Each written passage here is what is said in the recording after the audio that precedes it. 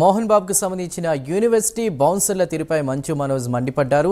తనకు మద్దతుగా ఉన్నవారి షాపులపై దాడులు చేస్తున్నారంటూ ఆయన తెలపడం జరిగింది. ఇక బాధితులకు అండగా ఉండాల్సిన బాధ్యత స్థానిక ఎమ్మెల్యే పులవర్తి నానిపై ఉందన్నారు.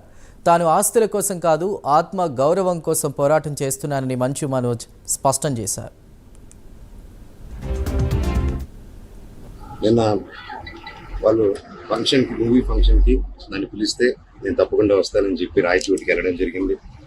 వెళ్ళి ఆ రోజంతా నేనంతా అక్కడ టైం స్పెండ్ చేసి ఈవినింగ్ ఫంక్షన్ చూసుకొని అక్కడ ఆ ఫంక్షన్లో కూడా నేను మాట్లాడడం జరిగింది. తొక్కుదామని చూస్తున్నారని. ఎందుకురా వీడు ఆడియో ఫంక్షన్కి వచ్చి ఇది మా మీద ఒక ట్రైలర్ టీజర్ లాంచ్కి వచ్చి ఒక మంచి మూవీ ఫంక్షన్కి వచ్చి ఎందుకు ఇది అన్నాడు. ఎందుకన్నానంటే అన్న, నేను అక్కడికి వెళ్ళి ఫంక్షన్కి స్టేజ్ ఎక్కక ముందు నేను ఈ ప్రాంతంలో ఉన్నానని చెప్పి ఇక్కడ ఎవరైతే నాకు సపోర్ట్గా ఉన్నారో, ఎవరైతే కొంచెం గొంతు విప్పి కొంచెం ముందుకు వచ్చి నాకు లెటర్లు పంపించి ఇక్కడ జరిగే అన్యాయాలు చెప్తున్నారో వాళ్ళ మీద దాడులు మొదలుపెట్టారు. ఎప్పటి నుంచో ఆ దాడులు బయటికి చెప్పుకోలేరు అన్న ఇక్కడ. ఎందుకంటే ఎన్నో కోట్లు పెట్టి వాళ్ళ పొలాలు కొనుక్కొని కొంతమంది ఇక్కడే వాళ్ళ పొలాల మీద బిల్డింగ్లు కట్టుకొని ఎన్నో కోట్లు ఖర్చు పెట్టి లోన్లు తీసుకొని బిల్డింగ్లు కట్టుకొని వచ్చే డబ్బు మీద, వచ్చే ఫీజుల మీద, వచ్చే హాస్టల్ రెంట్ల మీద బ్రతుకుతున్నారు. అలాగే వాళ్ళకి వచ్చేది అన్న దాంట్లో నుంచి హేమాద్రి నాయుడు వీళ్ళందరూ కలిసి కొట్టి బెదిరించి ప్రతి ఒక్కరి దగ్గర డబ్బు వసూలు చేస్తున్నారు. మోహన్ బాబుకి సంబంధించిన యూనివర్సిటీ బౌన్సర్ల తీరుపై మంచు మనోజ్ మండిపడ్డారు. తనకు మద్దతుగా ఉన్నవారి షాపులపై దాడులు చేస్తున్నారంటూ ఆయన తెలపడం జరిగింది. మరిన్ని వివరాల్ని మా ప్రతినిధి రవివర్మ లైవ్ ద్వారా అందిస్తారు. రవివర్మ.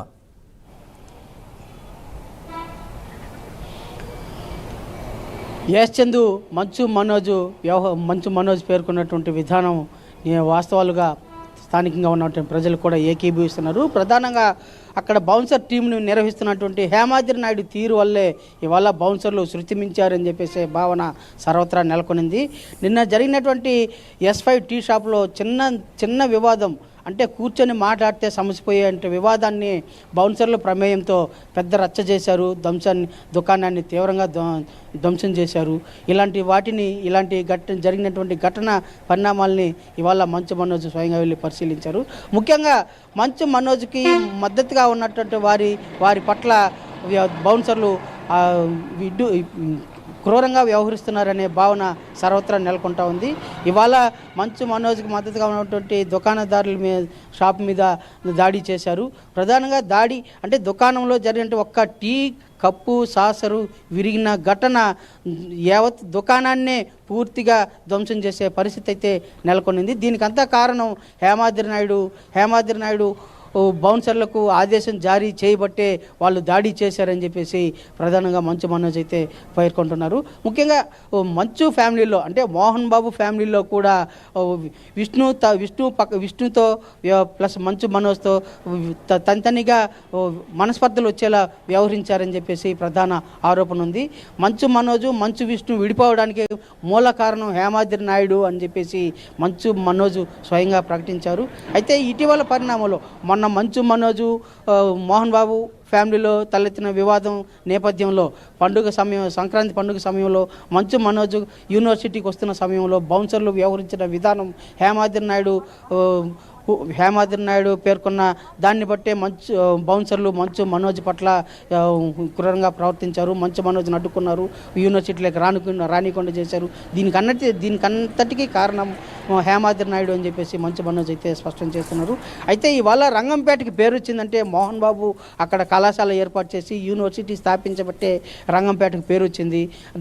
రాష్ట్రంలోనే మోహన్ బాబు నిర్వహణ విధానంలో రాష్ట్రంలోనే ఉన్నతమైన ఆదర్శమైన విద్యాలయంగా పేరొందినటువంటి విద్యాలయం అంటే విద్యానికేతను ఇవాళ మేనేజ్మెంట్ మారడంతో దాని పూర్తి స్థాయి యాజమాన్య నిర్వహణ విధానం పూర్తిగా పక్కదారి పట్టింది.